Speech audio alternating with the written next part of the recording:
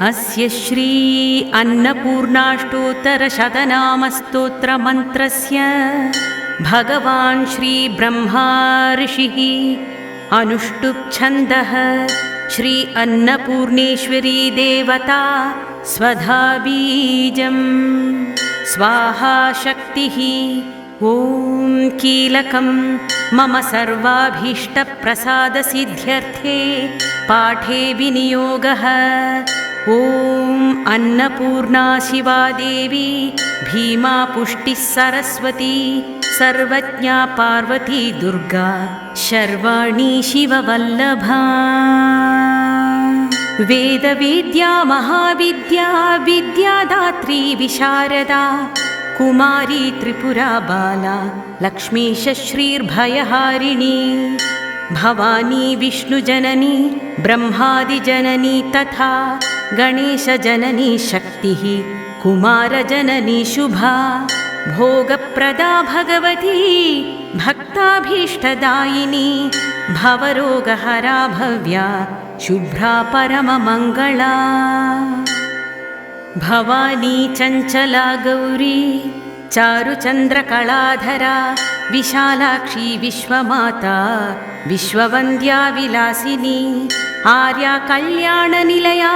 रुद्राणी कमलासना शुभप्रदा शुभावर्ता वृत्तपीनपयोधरा। अम्बा संसारमथिनी मृडानी सर्वमङ्गला विष्णुसंसेविता सिद्धा ब्रह्माणी सुरसेविता परमानन्ददा शान्तिः परमानन्दरूपिणी परमानन्दजननी परानन्दप्रदायिनी परोपकारनिरता परमा भक्तवत्सला पूर्णचन्द्राभवदना पूर्णचन्द्रनिभांशुका शुभलक्षणसम्पन्ना शुभानन्दगुणार्णवा शुभसौभाग्यनिलया शुभदाचरति प्रिया। चण्डिका चण्डमथिनी चण्डदर्पनिवारिणी मार्ताण्डनयना साध्वी चन्द्राग्निनयना सती पुण्डरीककरा पूर्णा पुण्यदा पुण्यरूपिणी मायातीता श्रेष्ठमाया श्रेष्ठधर्मात्मवन्दिता असृष्टिसङ्गरहिता सृष्टिहेतुः कपर्दिनी वृषारूढा शूलहस्ता स्थितिसंहारकारिणी मन्दस्मिता स्कन्दमाता शुद्धचित्ता मुनिस्तुता महाभगवती दक्षा दक्षाध्वरविनाशिनी सर्वार्थदात्री सावित्री सदाशिवकुटुम्बिनी नित्यसुन्दर सर्वाङ्गी सच्चिदानन्दलक्षणा नाम्नामष्टोत्तरशतं वायाः पुण्यकारणं सर्वसौभाग्यसिद्ध्यर्थं जपनीयं प्रयत्नतः। एतानि दिव्यनामानि श्रुत्वा ध्यात्वा निरन्तरं स्तुत्वा देवी च सततं सर्वान् कामान् अवाप्नुयात्।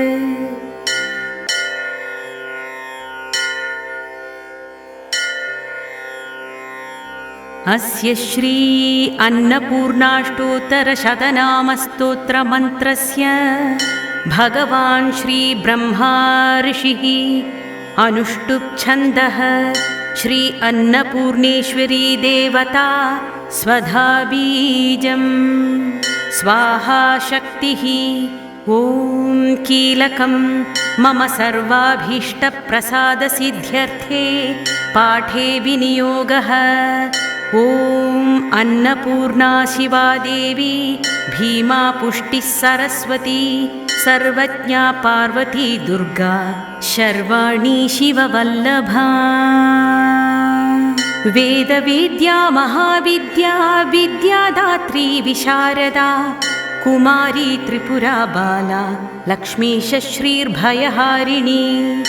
भवानी विष्णुजननी ब्रह्मादिजननी तथा गणेशजननी शक्तिः कुमारजननी शुभा भोगप्रदा भगवती भक्ताभीष्टदायिनी भवरोगहरा भव्या शुभ्रा परममङ्गला भवानी चञ्चला गौरी चारुचन्द्रकलाधरा विशालाक्षी विश्वमाता विश्ववन्द्या विलासिनी आर्या कल्याणनिलया रुद्राणी कमलासना शुभप्रदा शुभावर्ता वृत्तपीनपयोधरा अम्बा संसारमथिनी मृडानी सर्वमङ्गला विष्णुसंसेविता सिद्धा ब्रह्माणी सुरसेविता परमानन्ददा शान्तिः परमानन्दरूपिणी परमानन्दजननी परानन्दप्रदायिनी परोपकारनिरता परमा भक्तवत्सला पूर्णचन्द्राभवदना पूर्णचन्द्रनिभांशुका शुभलक्षणसम्पन्ना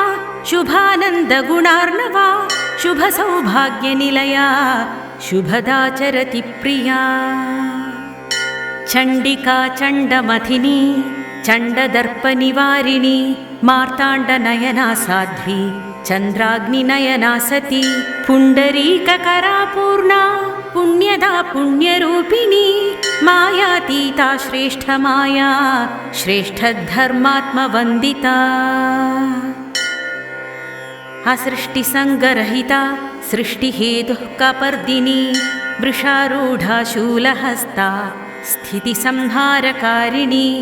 मन्दस्मिता स्कन्दमाता शुद्धचित्ता मुनिस्तुता महाभगवती दक्षा दक्षाध्वरविनाशिनी सर्वार्थदात्री सावित्री सदाशिवकुटुम्बिनी नित्यसुन्दर सर्वाङ्गी सच्चिदानन्दलक्षणा नाम्नामष्टोत्तरशतं वायाः पुण्यकारणं सर्वसौभाग्यसिद्ध्यर्थं जपनीयं प्रयत्नतः एतानि दिव्यनामानि श्रुत्वा ध्यात्वा निरन्तरं स्तुत्वा देवी च सततं सर्वान् कामान् अवाप्नुयात्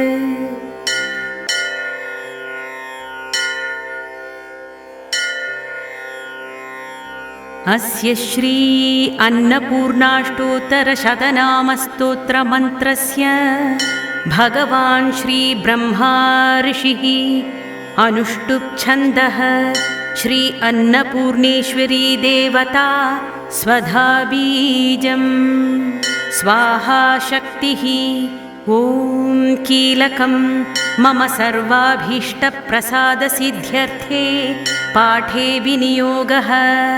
ॐ अन्नपूर्णा शिवा देवी भीमा पुष्टिः सरस्वती सर्वज्ञा पार्वती दुर्गा शर्वाणी शिववल्लभा वेदवेद्या महाविद्या विद्यादात्री विशारदा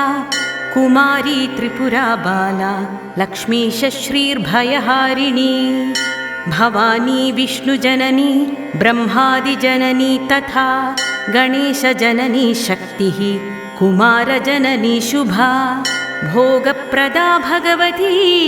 भक्ताभीष्टदायिनी भवरोगहरा भव्या शुभ्रा परममङ्गला भवानी चञ्चला गौरी चारुचन्द्रकलाधरा विशालाक्षी विश्वमाता विश्ववन्द्या विलासिनी आर्या कल्याणनिलया रुद्राणी कमलासना शुभप्रदा शुभावर्ता वृत्तपीनपयोधरा अम्बा संसारमथिनी मृडानी सर्वमङ्गला विष्णुसंसेविता सिद्धा ब्रह्माणी सुरसेविता परमानन्ददा शान्तिः परमानन्दरूपिणी परमानन्दजननी परानन्दप्रदायिनी परोपकारनिरता परमा भक्तवत्सला पूर्णचन्द्राभवदना पूर्णचन्द्रनिभांशुका शुभलक्षणसम्पन्ना शुभानन्दगुणार्णवा शुभसौभाग्यनिलया शुभदाचरति प्रिया चण्डिका चण्डमथिनी चण्डदर्पनिवारिणी मार्ताण्डनयना साध्वी चन्द्राग्निनयना सती पुण्डरीककरा पूर्णा पुण्यदा पुण्यरूपिणी मायातीता श्रेष्ठमाया श्रेष्ठधर्मात्मवन्दिता असृष्टिसङ्गरहिता सृष्टिहेतुः कपर्दिनी वृषारूढा शूलहस्ता स्थितिसंहारकारिणी मन्दस्मिता स्कन्दमाता शुद्धचित्ता मुनिस्तुता महाभगवती दक्षा दक्षाध्वरविनाशिनी सर्वार्थदात्री सावित्री सदाशिवकुटुम्बिनी नित्यसुन्दर सर्वाङ्गी सच्चिदानन्दलक्षणा नाम्नामष्टोत्तरशतं वायाः पुण्यकारणं सर्वसौभाग्यसिद्ध्यर्थं जपनीयं प्रयत्नतः एतानि दिव्यनामानि श्रुत्वा ध्यात्वा निरन्तरं स्तुत्वा देवी च सततं सर्वान् कामान् अवाप्नुयात्।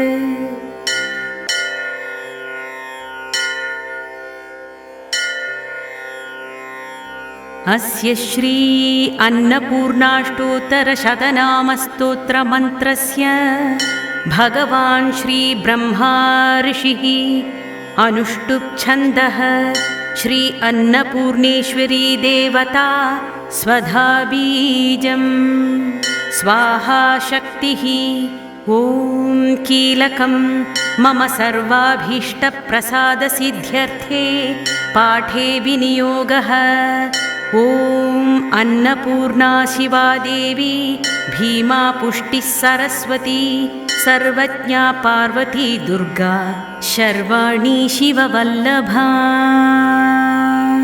वेदवेद्या महाविद्या विद्यादात्री विशारदा कुमारी त्रिपुरा बाला लक्ष्मीश्रीर्भयहारिणी भवानी विष्णुजननी ब्रह्मादिजननी तथा गणेशजननी शक्तिः कुमारजननी शुभा भोगप्रदा भगवती भक्ताभीष्टदायिनी भवरोगहरा भव्या शुभ्रा परममङ्गला भवानी चञ्चला गौरी चारुचन्द्रकलाधरा विशालाक्षी विश्वमाता विश्ववन्द्या विलासिनी आर्या कल्याणनिलया रुद्राणी कमलासना शुभप्रदा शुभावर्ता वृत्तपीनपयोधरा अम्बा संसारमथिनी मृडानी सर्वमङ्गला विष्णुसंसेविता सिद्धा ब्रह्माणी सुरसेविता परमानन्ददा शान्तिः परमानन्दरूपिणी परमानन्दजननी परानन्दप्रदायिनी परोपकारनिरता परमा भक्तवत्सला पूर्णचन्द्राभवदना पूर्णचन्द्रनिभांशुका शुभलक्षणसम्पन्ना शुभानन्दगुणार्णवा शुभसौभाग्यनिलया शुभदाचरति प्रिया चण्डिका चण्डमथिनी चण्डदर्पनिवारिणी मार्ताण्डनयना साध्वी चन्द्राग्निनयना सती पुण्डरीककरा पूर्णा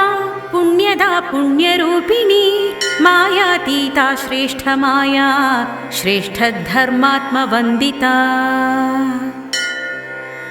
असृष्टिसङ्गरहिता सृष्टिहेतुः कपर्दिनी वृषारूढा शूलहस्ता स्थितिसंहारकारिणी मन्दस्मिता स्कन्दमाता शुद्धचित्ता मुनिस्तुता महाभगवती दक्षा दक्षाध्वरविनाशिनी सर्वार्थदात्री सावित्री सदाशिवकुटुम्बिनी नित्यसुन्दर सर्वाङ्गी सच्चिदानन्दलक्षणा नाम्नामष्टोत्तरशतं वायाः पुण्यकारणं सर्वसौभाग्यसिद्ध्यर्थं जपनीयं प्रयत्नतः एतानि दिव्यनामानि श्रुत्वा ध्यात्वा निरन्तरं स्तुत्वा देवी च सततं सर्वान् कामान् अवाप्नुयात्।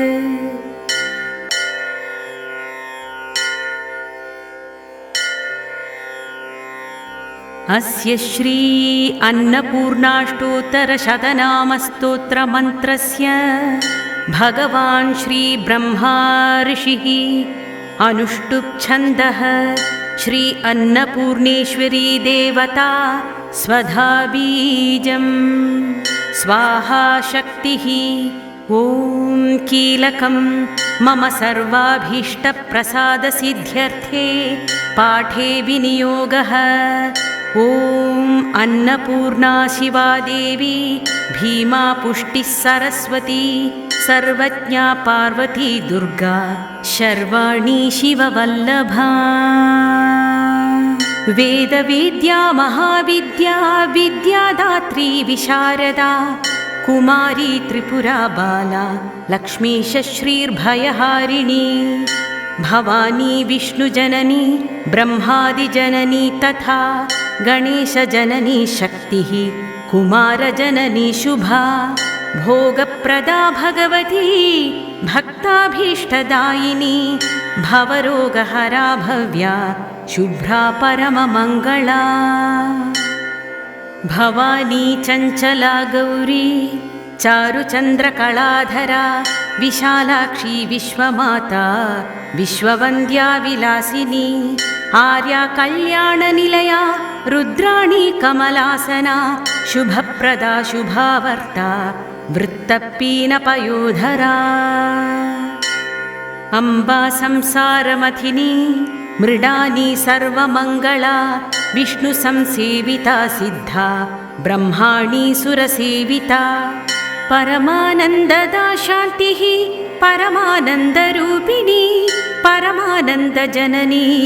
परानन्दप्रदायिनी परोपकारनिरता परमा भक्तवत्सला पूर्णचन्द्राभवदना पूर्णचन्द्रनिभांशुका शुभलक्षणसम्पन्ना शुभानन्दगुणार्णवा शुभसौभाग्यनिलया शुभदाचरति प्रिया। चण्डिका चण्डमथिनी चण्डदर्पनिवारिणी मार्ताण्डनयना साध्वी चन्द्राग्निनयना सती पुण्डरीककरा पूर्णा पुण्यदा पुण्यरूपिणी मायातीता श्रेष्ठमाया श्रेष्ठधर्मात्मवन्दिता असृष्टिसङ्गरहिता सृष्टिहेतुः कपर्दिनी वृषारूढा शूलहस्ता स्थितिसंहारकारिणी मन्दस्मिता स्कन्दमाता शुद्धचित्ता मुनिस्तुता महाभगवती दक्षा दक्षाध्वरविनाशिनी सर्वार्थदात्री सावित्री सदाशिवकुटुम्बिनी